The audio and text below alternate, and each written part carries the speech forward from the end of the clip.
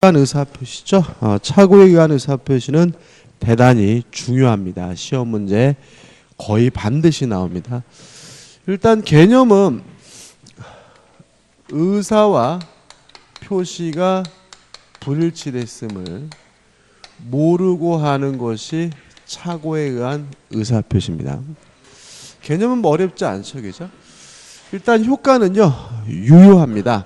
다만 착오를 일으킨 부분이 중요 부분이고 착오를 일으킨 것에 대해서 중대한 과실, 중과실이 없으면 이때는 착오를 이유로 취소하는 것이 가능하고요. 다만 이 취소를 가지고 선의의 제3자, 모르는 제3자에게 뭐 하지 못하냐면 대항하지 못해요. 여기까지 이제 법조문이고요. 여기다 이제 살을 붙이면 돼요. 첫째, 자 개념에서 우리가 첫 번째 주의하실 점은 반드시 규범적 해석을 해야 된다는 점이다. 만약에 상대방이 알았거나 알 수 있었다는 이유로 자연적 해석을 하는 경우에는 착오 문제가 발생할 수가 없다. 그래서 시험 문제에서 자연적 해석을 해야 되는 사례를 들면서 착오를 이유로 취소할 수 있다는 지문은 아주 잘 내요. 그래서 일단 규범적 해석이다. 자연적 해석하면 착오 문제가 발생할 수가 없다. 그 다음에 두 번째 조심할 것은 뭐냐면 동기착오거든요. 교재 이제 우리 교재는 동기착오부터 나오는데 동기착오는 교재에 나와 있는 것처럼 원칙적으로 취소할 수가 없습니다. 다만 예외적으로 취소가 가능한데 복잡하게 나와 있거든요. 이렇게 복잡하게 하면 안 되는데 간단합니다. 동기가 표시가 되거나 아니면 유발된 경우에만 착오를 이유로 취소할 수가 있다. 이렇게 되는 거죠. 다시 말하면 동기착오는 원칙적으로 취소할 수 없지만 동기가 상대방에게 표시가 되거나 상대방에게 유발된 경우에는 착오를 이유로 뭐 할 수 있어요? 취소할 수가 있는 거고요. 그 다음에 중요 부분이어야 됩니다. 일단 중요 부분이어야 되는데 교재 잠깐 볼까요? 착오 교재 안 봐도 되는 건가? 교재 안 봐도 되겠네요. 자, 중요 부분이어야 되는데 일단 중요 부분이 되기 위해서는 표의자 입장에서 다른 말로는 주관적으로 중요할 뿐만 아니라 일반인 입장에서도 객관적으로도 중요해야 비로소 중요 부분이다. 다시 말하면 표의자 입장에서만 중요하면요 중요 부분이 아니고 일반이 봤을 때도 중요해야지만 비로소 중요 부분이고요. 그 다음에 중요 부분과 관련돼서 중요한 것은 뭐냐면 경제적 불이익이 존재해야 비로소 중요 부분이다. 따라서 착오가 있었는데 그 착오에 아무런 경제적 불이익이 없다면 중요 부분이 아니고요. 착오를 이유로 뭐 할 수 없는 거죠? 취소할 수 없는 거죠. 예를 들어 가지고 땅값이 오를 줄 알고 샀어요. 안 올라요. 중요 부분인가요? 안 오르면 이득이 없는 거지 뭐가 있는 것은 아니에요? 불이익이 있는 것은 아니니까 그런 것들은 뭐가 아니에요? 중요 부분이 아닌 거죠. 다시 말하면 경제적 불이익이 존재해야 중요하고요. 그냥 따로 기억할 것은 뭐냐면 시가 가격이죠. 수량 지적 부족은 중요 부분이 아니라는 것이 우리 판례 입장이고 이런 것들이 중요 부분이 아니라고 하는 이유는 거래의 안전보호를 위해서 중요 부분이 아니다라고 판시하고 있는 거죠. 다시 말하면 시가 수량 지적 부족은 경제적 불이익이 존재하더라도 뭐가 아니죠? 중요 부분이 아니라는 얘기니까 주의하셔야 됩니다. 그 다음에 중요 부분임은 누가 입증을 하느냐? 중요 부분이 입증이 되면 결과적으로 취소할 수 있으니까 중요 부분임은 취소하고자 하는 표의자가 입증을 한다. 끝이죠. 그 다음에 중대한 과실이 없어야 착오를 이유로 취소할 수 있어요. 그럼 여기서 주의하실 것은 단순한 과실이 존재하는 경우에는 취소하는 것이 가능하지만 단순한 과실이 아니라 중과실이 존재하는 경우에는 원칙적으로 착오를 이유로 뭐 할 수 없다는 얘기죠? 취소할 수 없다는 얘기죠. 그러면 과실과 중과실을 구별해야 되는데 일단 과실은 단순히 알 수 있는데 모르는 게 뭐죠? 과실이고 중과실은 누구나 당연히 알 수 있는데 모르는 게 중과실이에요. 다시 말하면 단순한 주의 의무를 위반한 것은 뭐가 돼요? 과실이고 현저하게 주의 의무를 위반한 것은 뭐가 되는 거죠? 중대한 과실이 되는 거거든요. 이거 어떻게 구별할 것인가에 대해서 우리 판례는 이렇게 이해를 합니다. 누군가를 신뢰했기 때문에 확인을 안 했어요. 그럼 이거는 뭐죠? 과실입니다. 따라서 착오를 이유로 취소하는 것이 가능하고요. 이에 반해서 아무런 이유도 없어요. 이유도 없는데도 불구하고 무작정 확인을 안 했다면 그것은 중대한 과실이기 때문에 원칙적으로 착오를 이유로 취소할 수가 없어요. 한번 예를 들어 볼게요. 공장을 건축하려고요. 토지를 매수했어요. 그러면 공장을 건축하려고 토지를 매수했는데 실제로는 그 땅에서는 공장을 건축할 수가 없는 땅이라면 토지를 매수하게 된 뭐의 착오냐면 동기의 착오인 거죠. 그죠? 내가 지금 공장을 지으려고 땅을 매수했는데 실제로는 뭐죠? 공장을 지을 수가 없는 땅이었어요. 그러면 이거는 동기의 착오니까 원칙적으로 착오를 이유로 뭐 할 수 없는 거예요? 취소할 수 없는 거죠. 다만 이 동기가 표시가 되거나 아니면 상대방으로부터 유발된 경우에만 착오를 이유로 뭐 할 수 있는 거예요? 취소할 수 있는 건데 착오를 이유로 취소할 수 있다는 말은 무작정 취소할 수 있다는 말은 아니고 그것이 중요 부분이고 중대한 과실이 없어야 착오를 이유로 뭐 할 수 있다는 얘기죠? 취소할 수 있겠죠. 자, 중요 부분일까요? 공장을 지으려고 땅을 샀는데 공장을 지을 수가 없게 됐다면 명백히 뭐가 존재하는 거죠? 경제적 불이익이 존재하는 거니까 중요 부분이죠. 그 다음에 또 뭐가 없어야 돼요? 중대한 과실이 없어야 되겠죠. 근데 만약에 매도인이 공장 건축이 가능하다길래 믿고 신뢰하고 확인을 안 했어요. 그럼 이거는 뭐죠? 과실이니까 착오를 이유로 뭐 하는 것이 가능해요? 취소하는 것이 가능하겠지만 아무런 이유도 없어요. 근데 무작정 공장을 지을 수 있는지 없는지를 확인 안 했다면 그때는 뭐가 되는 거죠? 중과실이 되기 때문에 착오를 이유로 뭐 할 수 없는 거죠? 취소할 수가 없는 거죠. 이해되시죠? 그죠? 뭐 이런 식으로 따져보게 됩니다.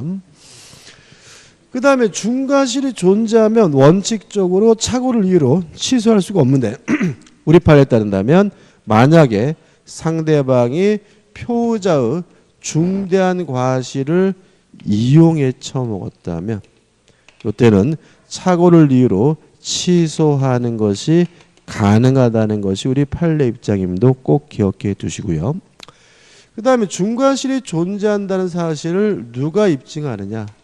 만약에 표의자에게 중과실이 있다는 사실을 입증하게 되면 뭐 하지 못하죠? 취소하지 못하게 어서 오십시오.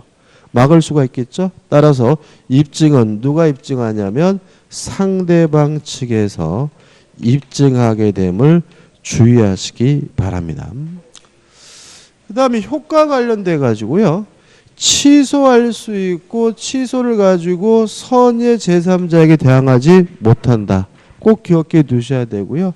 부가적으로 우리가 좀 유의하실 것은 뭐냐 하면 첫째, 불법 행위를 원인으로 상대방이 손해배상을 청구할 수는 없다.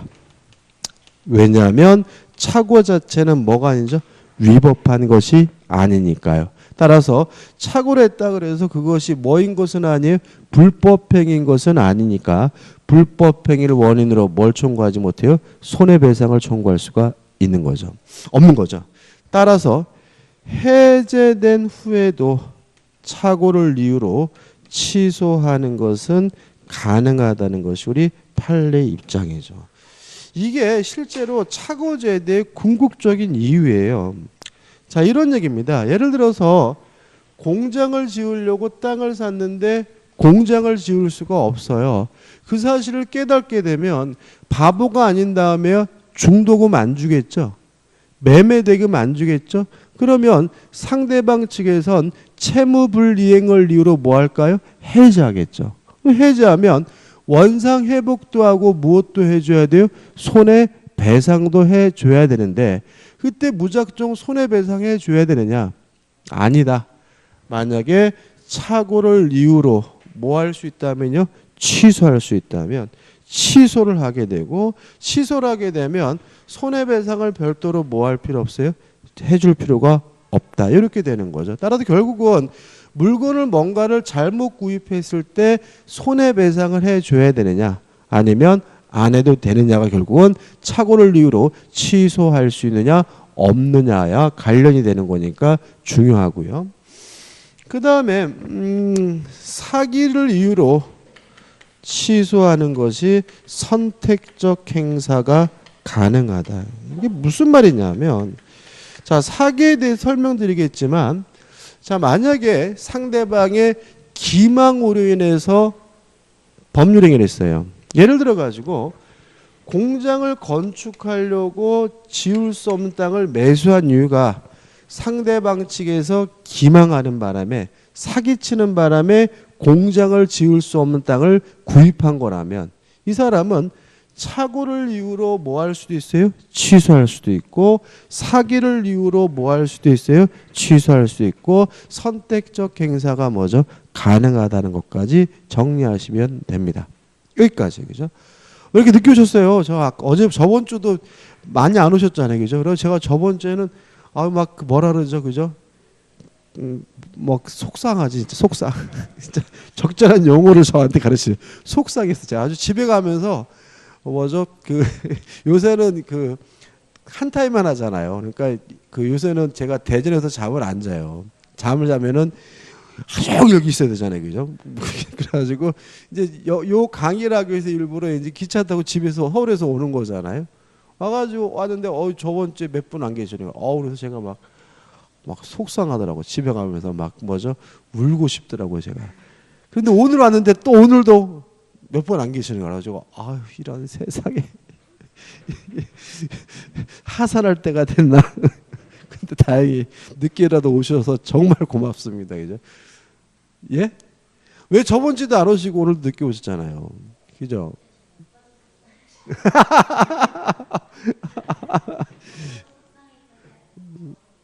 그런가요? 아무튼 간에 빠지지 마세요. 시험 얼마 안 남았어요. 따져보면. 자, 여기까지 예. 여기까지 정리하시면 돼요. 근데 착오에 대해서는 문제가 좀 까다롭게 느껴질 수가 있어요. 그래서 연습은 해야 되지만 우리가 확실하게 기억해야 될 정도는 뭐죠? 이 정도입니다. 확실하게 기억하시면 돼요. 교재 잠깐 볼게요. 교재 21페이지 보시면 21페이지. 자, 의 나와 있죠? 착오가 뭔가요? 의사표시가 불일치됐음을 모르고 하는 거죠. 교재는 없지만 다시 말씀드리지만 반드시 무슨 해석을 해야 돼요? 규범적 해석이죠. 그 다음에 동계착오는 원칙적으로 뭐 하지 못해요?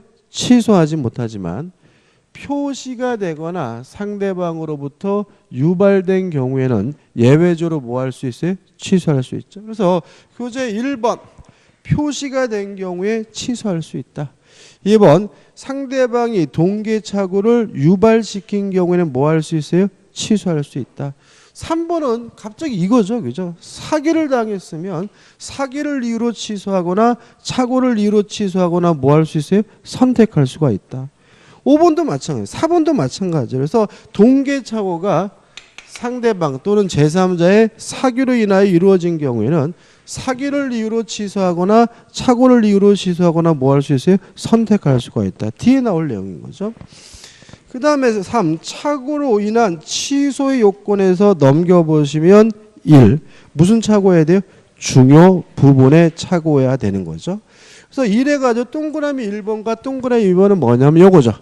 표의자 입장에서 주관적으로 중요할 뿐만 아니라 일반 입장에서 객관적으로도 뭐가 해야 돼요? 중요해야 된다는 말이 나오고 있고요. 2번에서 이제 구체적인 예들이 나와요. 예들이 나오는데 이 예들을 보실 때 항상 머릿속에 뭐가 있어야 돼요? 경제적 불이익이 있으면 중요한 거다.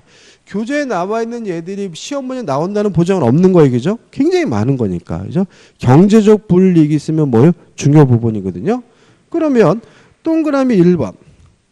토지 매매 위치, 경계, 현황 이런 게 잘못돼서 뭐가 있다면요? 경제적 불이익이 있으면 뭐가 돼요? 중요 부분이지만 시가, 수량 지적 부족은 뭐가 아니에요? 중요 부분이 아니다. 따로 기억해 두셔야 되고요. 그 다음에 2번 해가지고 나와 있는 것도 다 뭐예요? 경제적 불이익이 있으면 뭐가 되는 거죠? 중요 부분인 거죠. 근데 조심할 것은 뭐냐면 동그라미 2에서 매매 등에 있어서 소유자에 대한 착오 이게 무슨 말이에요? 자, 갑돌이 땅인 줄 알고 땅을 샀거든요. 근데 나중에 보니까 갑순이 땅이에요. 이거를 갑돌이 땅이 아니라 갑순이 땅이면은 등기를 못 받겠구나. 경제적 불이익이 있네. 큰일 났네. 착오의 중요분 이렇게 가면 안 되는 거예요. 착오는 이행이 된다는 걸 전제로 하는 거예요. 만약에 갑돌이 땅인 줄 알고 땅을 샀는데 갑순이 땅인 바람에 이전 등기를 못 받으면 그것은 착오 문제가 아니라 채무 불이행 문제인 거예요. 착오는 무엇을 전제로 한다고요? 이행이 된다는 걸 전제로 해요. 그러면 갑돌이 땅이든 갑순이 땅이든 이전 등기가 된다면 아무런 경제적 불이익이 없는 거니까 뭐가 되는 거예요? 중요 부분이 아닌 거다. 이런 거예요. 이해되시나요? 그래서 항상 착오에 대한 예를 공부하실 때는 이행이 뭐예요?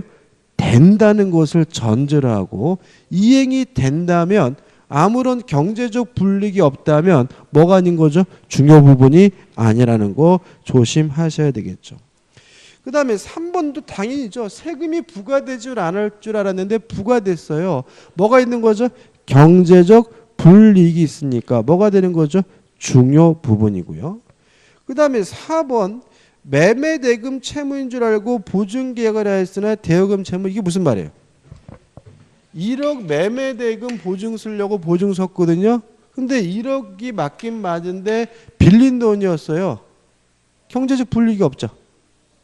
그잖아요. 금액이 같은 거라면. 다시 말하면 금액이 같다면 그 원인이 뭐든 간에 보증계약을 쓴 것에 대해서 뭐가 없어요? 경제적 불이익이 없으니까 뭐가 아닌 거예요? 중요 부분이 아닌 거예요. 그래서 교재에 나와 있는 얘들은 외우는 게 아니라 뭐 하는 거예요? 이해하는 거고 이야기한 도구는 뭐죠? 제가 드린 게 전부가 되는 거죠.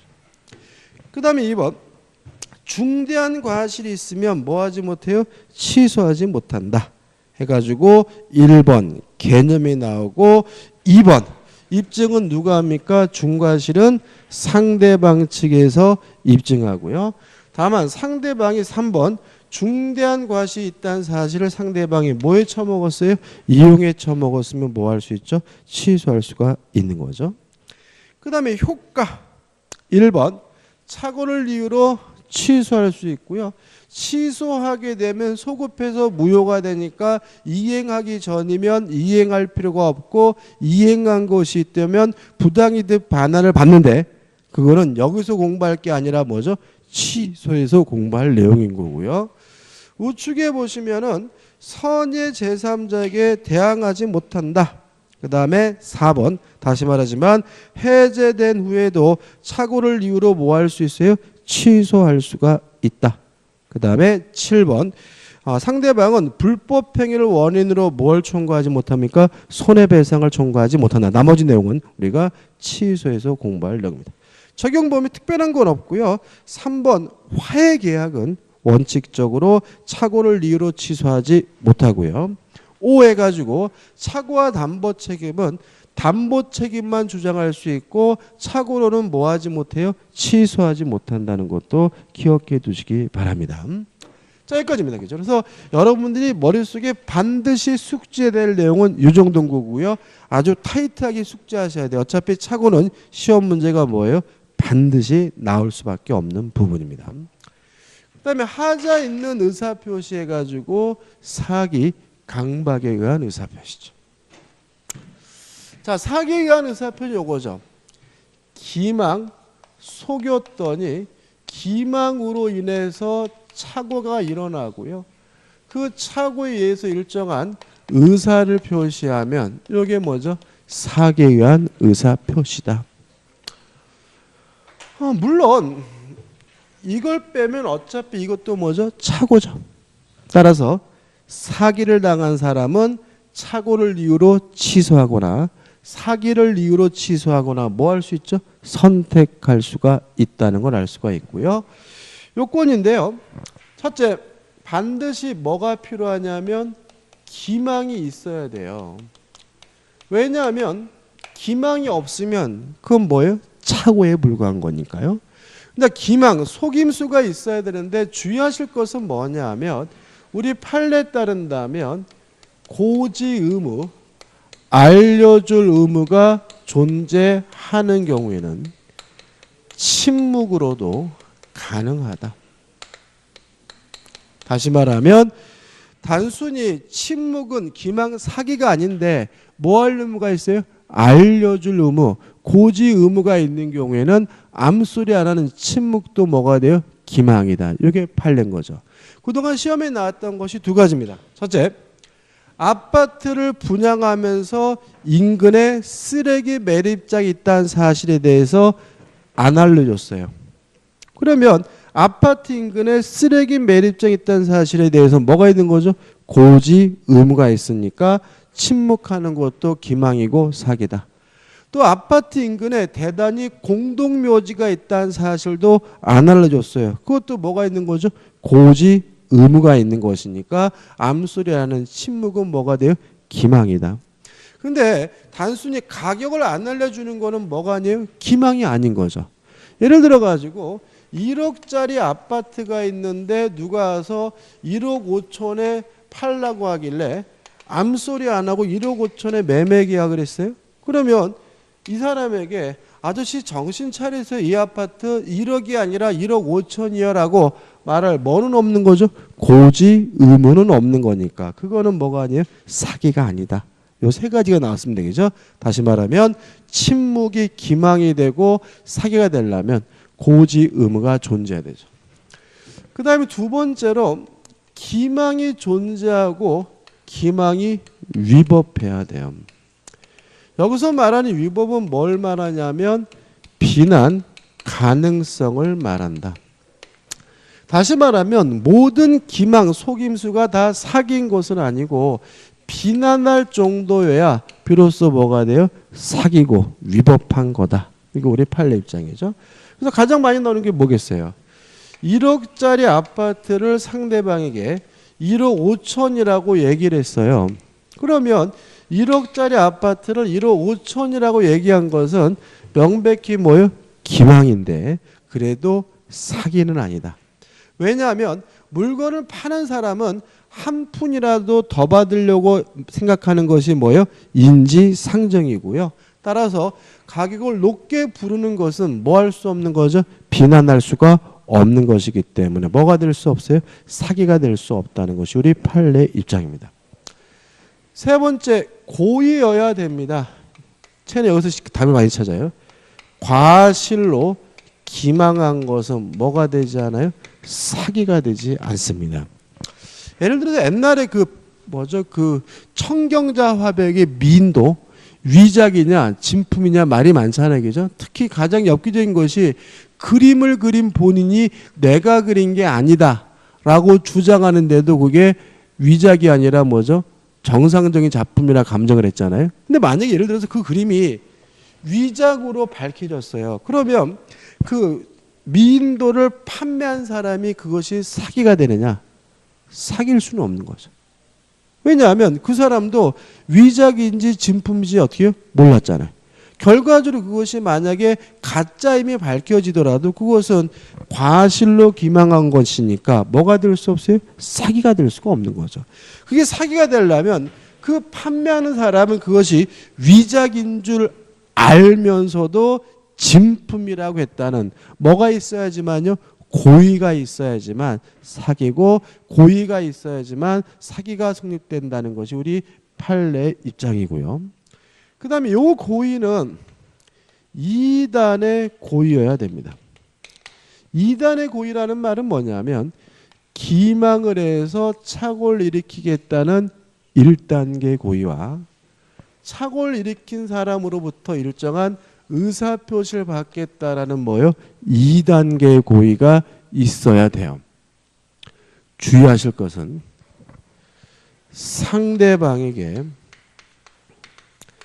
경제적 손해를 입힌다는 가한다는 고의는 필요가 없다는 것이 우리 판례 입장입니다. 다시 말하면 기망을 해서 착오를 일으키고 착오를 일으킨 사람으로부터 일정한 의사표시를 받겠다라는 뭐요?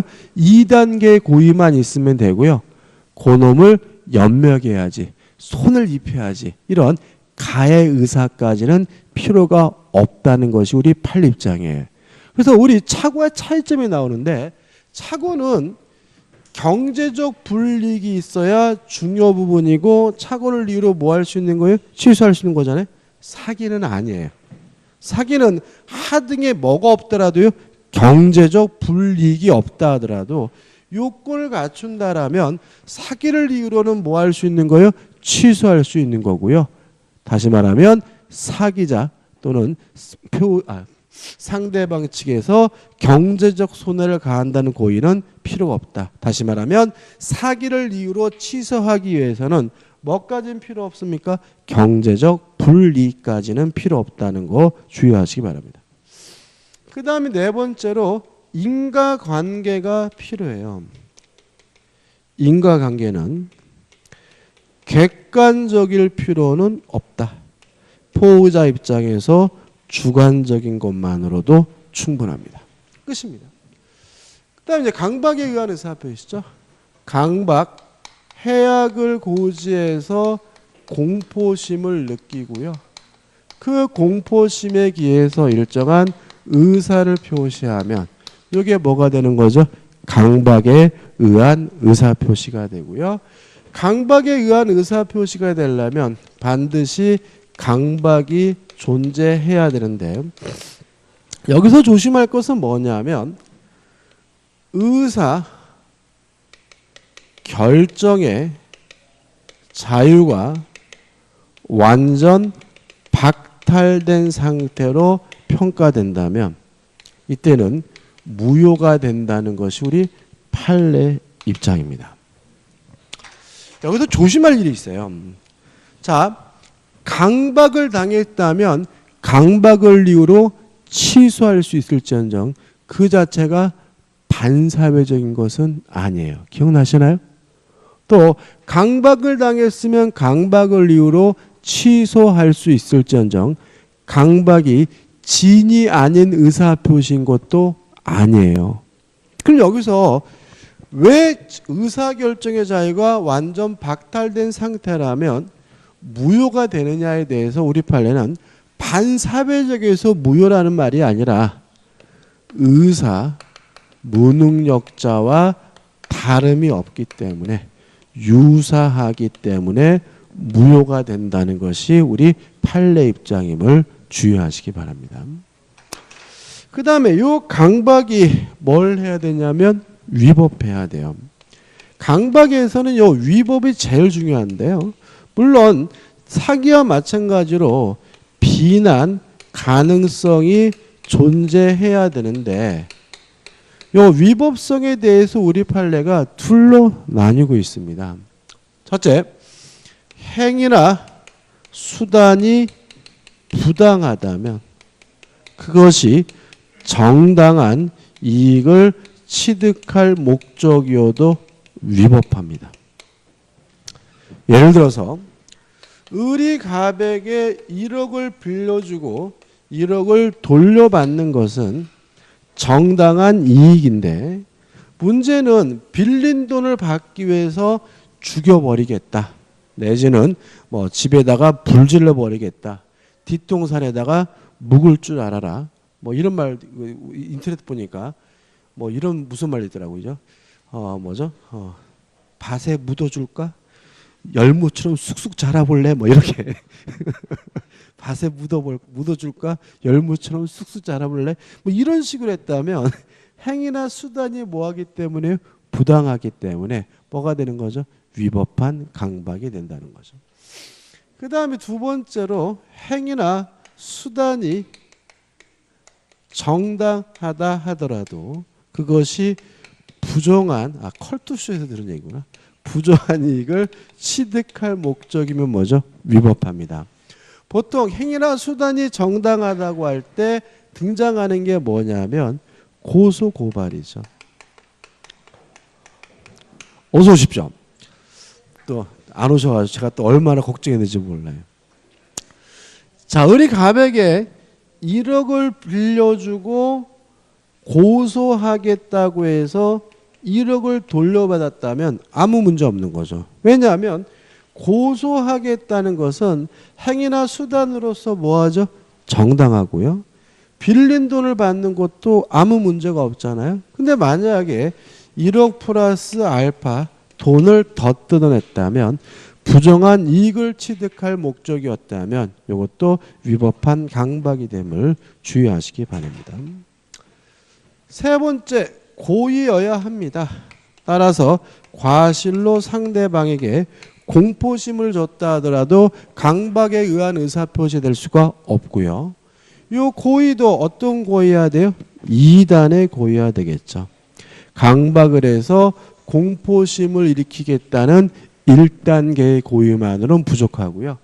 그 공포를 일으킨 사람으로부터 일정한 의사표시를 받겠다라는 2단계의 고의가 필요하고요.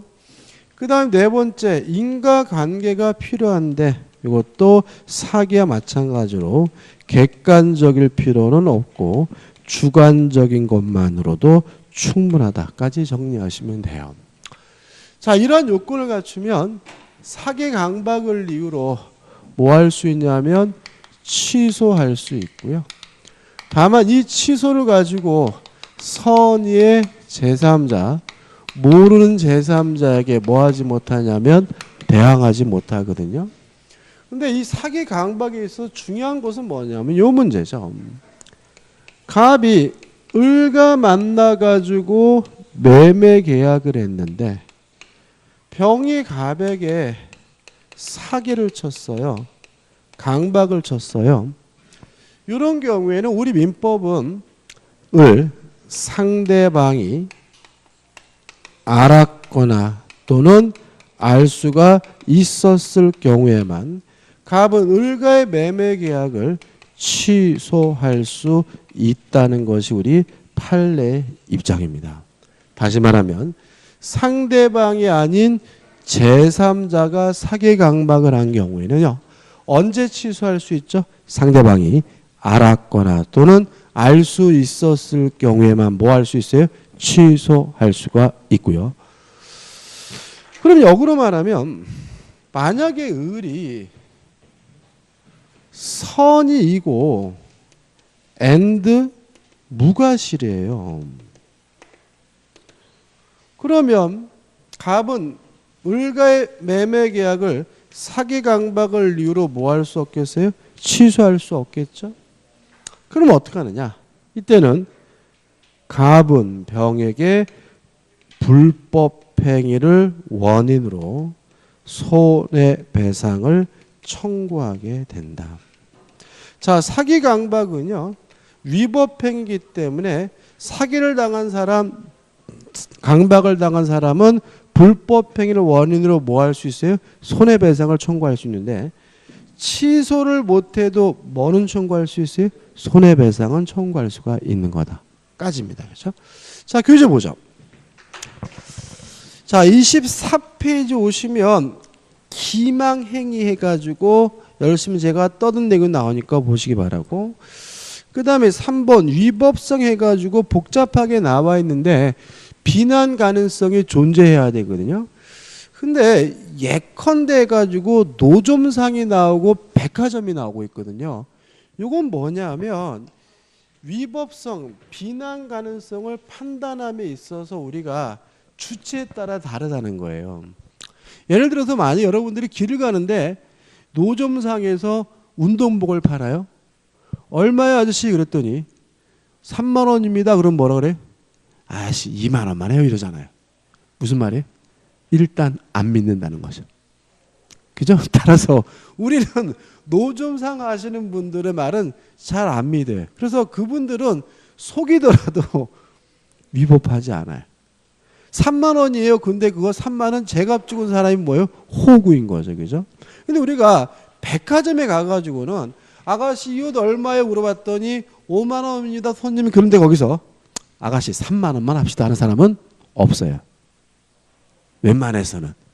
왜 그런 거죠? 믿는다는 거죠.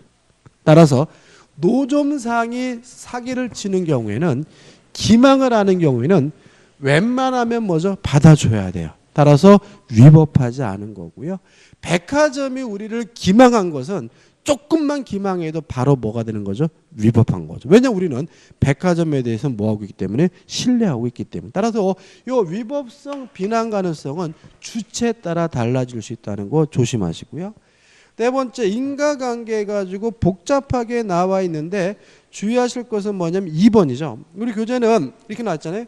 사기 강박에 의한 의사표시에 있어서 재산상의 손해 발생을 요구하지 않는다. 다시 말하면 이 고의인데 기망을 해서 착오를 일으키겠다는 1단계의 고의와 착오를 일으킨 사람으로부터 일정한 의사표시를 받겠다는 2단계의 고의만 있으면 되고요. 상대방이 경제적 손해를 당한다는 고의는 뭐죠? 필요가 없다. 따라서 상대방이 경제적으로 손해를 안 입었더라도 사기를 이유로는 뭐 할 수 있어요? 취소할 수 있다. 착오와 차이점이 될 수 있으니까 주의하시기 바라고요. 4번 지문은 착오에서 취소에서 볼 문제죠. 그 다음에 강박에 의한 의사표시에서 요건들이 나오죠. 한번 보시면 될 것 같고, 우측에 보시면 하자에 있는 의사표시 효과에서 2. 상대방이 사기 강박을 했으면 뭐 할 수 있어요? 취소할 수 있다. 3. 제3자의 사기 강박의 경우에서 상대방이 없으면 취소할 수 있는데, 2. 상대방이 있는 경우에는 상대방이 알았거나 알 수 있어야지만 뭐 할 수 있어요? 취소할 수 있고, 밑에 두 번째 줄 또 나오는데, 다시 말하면 사기와 착오는 뭐 할 수 있어요? 선택적 행사 가능하다. 계속 나오고 있죠. 그 다음에 넘겨보시면 4가 나오죠. 자, 이건 어떤 문제냐면, 빼먹었네요. 왜 병은 지가 사는 것도 아닌데 갑에게 사기 강박을 했을 것이냐. 이 문제에 대해서 우리 판례는 두 가지가 있다는 거죠. 병이 을의 피용자인 경우와 병이 을의 대리인인 경우가 있을 텐데, 피용자는 여기서 말하는 뭐가 되냐면 제3자가 됩니다. 따라서 피용자가 사기 강박을 했다면 을이 알았거나 알 수 있어야지만 갑은 매매 계약을 뭐 할 수 있는 거죠? 취소할 수 있는 거고요. 대리는 여기서 말하는 제3자가 아닙니다. 따라서 만약에 병이 을의 대리인이라면 을이 알았든 몰랐든 상관없이 갑은 을과의 매매 계약을 뭐 할 수 있는 거죠? 취소할 수 있는 거죠. 이게 기억하는 것은 사기 쳤는지 안 쳤는지도 누구만 가지고 따집니까? 대리인만을 가지고 따진다. 대리인이 사기를 쳤다면 본인이 알든 모르든 상관없이 뭐 할 수 있어요? 취소할 수가 있다. 그 다음에 다른 제도와의 관계에서 손해배상 책임이 나오는데 부당이득 바는 뒤에서 나올 거고, 다시 말하면 취소를 못해도 불법 행위를 원인으로 뭘 청구할 수 있죠? 손해배상을 청구할 수 있고, 마지막으로 담보 책임과의 관계는 선택적 행사가 가능하다까지 기억하시면 되겠죠. 그럼 보시면 교재 쭉 봤는데 이 정도입니다. 그래서 첫 번째 요건 확실하게 내 것으로 만드시고요. 이 정도 효과만 내 것으로 만드시면 충분히 뭐 할 수 있냐면 문제를 풀 수가 있습니다. 그 다음에 의사표시 효력 발생에서 1번 도달주의 원칙 이렇게 나와 있죠. 자, 의사표시는 언제 효력이 발생하느냐? 원칙적으로 도달되게 되면 의사표 효과가 발생하는데, 도달이 뭐냐? 집에 영역 내에 진입을 하고요. 언제든지 마음만 먹으면 요지 가능한 상태에 놓인다면 도달된 것이고 의사표 효과는 발생하게 되는 거죠. 여기서 좀 생각해 볼 게 있어요. 자, 집의 영역 내에 진입한다는 말은 상대방 본인이 직접 받는 것뿐만 아니라 동거하는 가족이나 가정부 파출부가 받는 것도 뭐죠? 도달인 거죠. 그죠? 왜요? 집의 영역 내에 진입한 거니까요. 근데 주의하실 것은 상대방 집의 영역 내에 진입했더라도 뭐가 있어야 돼요? 요지 가능성이 있어야 되므로, 만약에 요지 가능성이 결여가 되면 그때는 뭐 되지 않아요? 도달되지를 않아요. 그래서 우리 시험에 나왔던 것들이 뭐가 있냐면은 첫째, 즉시 회수입니다. 무슨 말이냐면 상대방 가정부가 받았어요.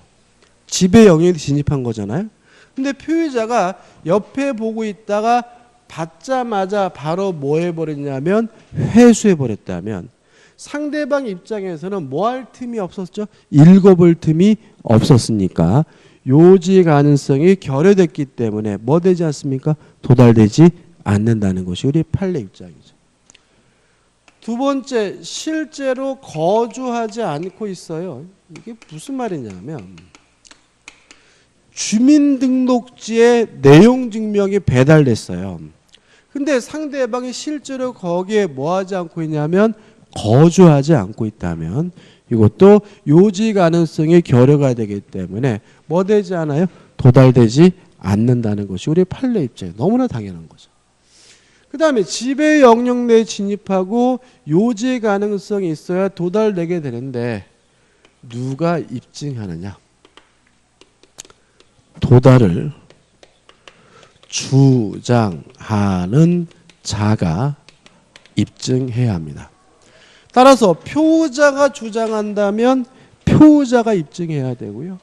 상대방이 주장한다면 상대방이 입증해야 하는데 문제는 표자 입장에서 도달을 입증하는 것이 대단히 어렵기 때문에 뭐가 필요한 거냐면 내용 증명 우편이 필요한 거죠. 뭐가 필요한 거죠? 등기 우편이 필요한 거죠. 좀 정확하게 기억하시라는데, 자, 우리 판례에 따른다면 내용 증명 우편이나 등기 우편이 상대방에게 배달이 됐어요. 죄송합니다. 상대방에게 발송이 됐어요.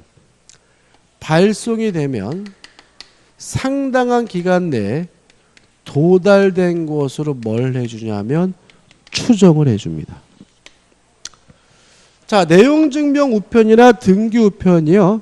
발송도 됐고 거기다가 반송, 되돌아오지 않고 있다는 사실이 입증이 됐다면 이때는 도달된 것으로 뭘 해주냐면 간주를 해줘요. 이것도 차이점이 있는 거니까 확실하게 기억해 주셔야 돼요. 이에 반해서 보통 우편, 일반 우편에 대해서는 도달에 대한 추정을 인정하지 않고 있다는 거 꼭 기억해 두시기 바랍니다.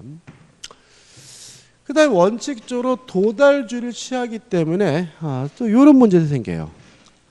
자, 의사표시를 발신한 후 도달이 돼야 비로소 뭐가 생겨요? 효과가 생긴다는 말은 발신 후 도달하기 전에는 아직도 뭐가 없어요? 효과가 없다는 얘기니까 철회하는 것이 가능하고요. 시험에 또 가장 많이 나오는 것이 발신 후 도달하기 전 요 사이에 표의자가 사망하거나 표의자가 제한 능력자가 되더라도 아무런 영향을 미치지 않아요. 따라서 표의자가 발신 후 도달하기 전에 사망하거나 제한 능력자가 되더라도 도달하게 되면 정상적으로 뭐가 생기죠? 효과가 생긴다는 거 꼭 기억해 두시기 바랍니다. 그 다음에 예외적으로 발신주의입니다. 자, 예외적으로 발신주의는 언제 취하느냐? 간단하게 기억하시면 돼요. 사원 총의 소집 통지는 발신주의입니다. 이거는 잘 안 됩니다. 시험범위죠. 두 번째, 답장이 발신주의다. 뭐가요? 답장. 따라서 최고에 대한 답장인 확답은 뭐냐면 발신주의고요. 청약에 대한 답장인 승낙은 뭐죠? 발신주의다. 이렇게 간단하게 기억하시면 됩니다. 끝이에요. 저 규준 볼까요? 자, 27페이지 보시면 도달의 의의가 나와 있고 3. 발신한 후 도달되기 전까지는 처리할 수 있다. 4. 의사표시가 불착되거나 연착되면 당연히 표의자가 책임을 져야 되고요. 5. 발신 후 도달절 사정병역. 발신 후 도달하기 전에 표의자가 사망하거나 제한 능력자가 되더라도 아무런 영향을 미치지 않는다. 그 다음 넘겨보시면 발신주에서 총 5가지가 나와 있지만 실제로는 뭐가 되는 거죠? 2가지인 거죠. 자, 일단 4번 사원총의 소집 통지는 뭐예요? 발신주의고 나머지 4가지는 다 뭐가 되는 거예요? 답장인 거죠. 1. 최고에 대한 답장인 확답은 뭐죠? 발신주의. 2. 최고에 대한 답장인 확답은 뭐죠? 발신주의. 3번도 마찬가지죠. 최고에 대한 확답은 뭐죠? 발신주의. 5. 격지자 간의 승낙 뭐에 대한 답장입니까? 청약에 대한 답장인 승낙은 뭐죠? 발신주의죠. 그 다음에 3번 의사표시 공시송달인데 효과는 우리한테 의미가 없고 요감. 자, 언제 공시송달하냐면요. 과실 없이 상대방이 누군지 모르거나 상대방의 소재를 알지 못하는 경우에 뭐합니까? 공시송달을 한다. 마지막으로 우측에 수령 능력이 나오죠. 자, 일단 모든 제한 능력자는 수령 무능력자입니다.